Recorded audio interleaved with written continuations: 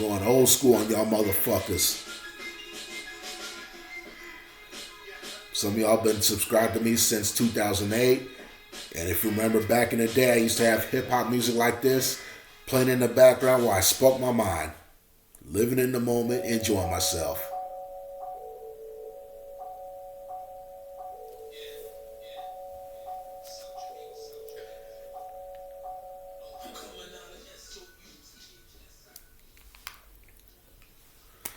Now, the Empire TTC YouTube was good. I know it's been a second. Been handling some business on here while, of course, keeping tabs on the 49ers. Meant to do a video on here last week and talk about the Seahawks, but I had some technical difficulties. I just said, screw it. Now, as far as the game goes, we handled our business like I thought we would. Not going to lie, was a little worried in the first half because Brock Purdy was missing some throws. We were down 1 point going into halftime, but we made the adjustments, and once we imposed our will, that was it. On to the next. The next, the Dallas Cowboys, or some of you like to call them boys. So much history in this historic rivalry that's gone back as early as 1970s. This will be the 9th time we've met in the postseason. It's actually nice that with the history these two teams have with each other, especially in the postseason, that they're able to continue the legacy. And look, it's no secret. You hate us, we hate you. That's how it's always going to be. But speaking for myself, I've always had nothing but utmost respect for you, for your franchise. You know, especially back in the day, more so in the 90s. Whenever we played each other, we always just bought the best out of each other. And I know these are different times, but when I look back to those days, for me, those were the good old days of football. And not just because you could like lay licks on, on fools, and like be more able to get away with it compared to like how you breathe on somebody and you get a personal foul. And not just because of that. But just a lot of good memories that's just, added to this historical rivalry between us.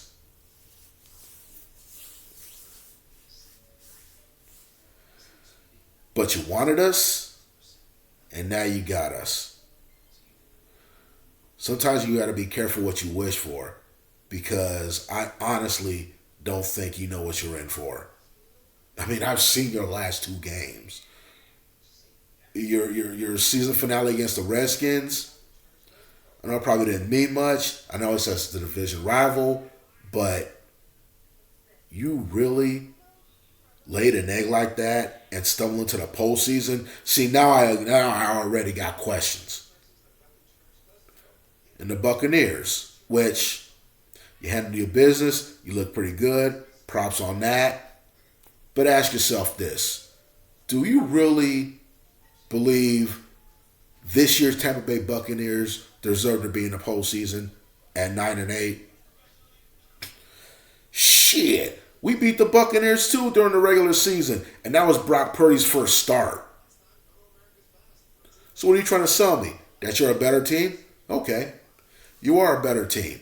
I've seen the team you have this year compared to the one you had last year. And it's obvious you guys have definitely turned it up a notch. You really have. But have you stopped and thought about maybe if we've gotten better? I mean, you could debate about how at the quarterback position that might be up for debate.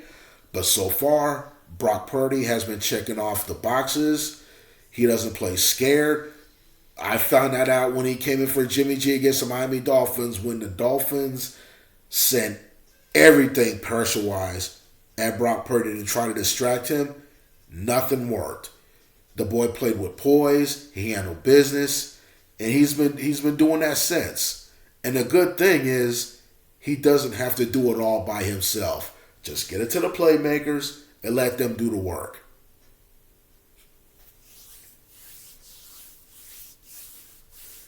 Well, come on.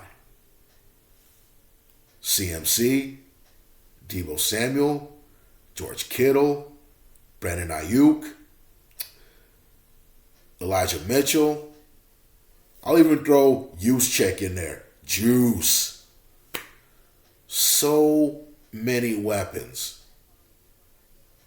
And what, you think Micah Parsons is going to, handle all of them by himself? Now, that's not to say you don't have any other ballers on defense. You do. But I'm just saying, I just think we have too many weapons for you guys to handle. And as far as your offense, hey. I know Dak probably gets a little bit flack than he probably should. He's a decent quarterback. He has his ups and downs. But Dak is the type of quarterback, if he'll make you pay if you don't take him serious. So I expect this 49er defense, to be up for the challenge. And to be honest, I don't think you face a defense like us yet. What are you going to do when Nick Bosa comes for you? What are you going to do when Fred Warner's locked in? Not to mention the fact that we are the deepest team in the NFL. We could rotate somebody in. You wouldn't even notice a drop-off. So yeah, you got a good team. You might be even better. But I don't think you're ready for us. I know you're not ready for us. We're on an 11-game winning streak, and I know all those games in the past don't mean shit, but we're going to be locked in. Believe that. Kyle Shanahan has the wits, to have his team focused, and everybody knows what's at stake. We don't work too damn hard to turn back and give this game away. No.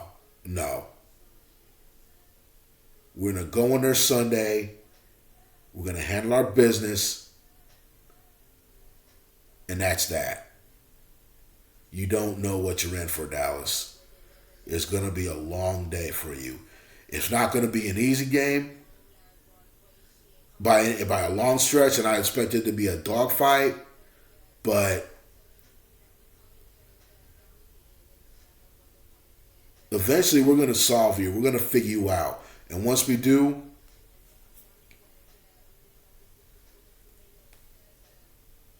that's all that needs to be said.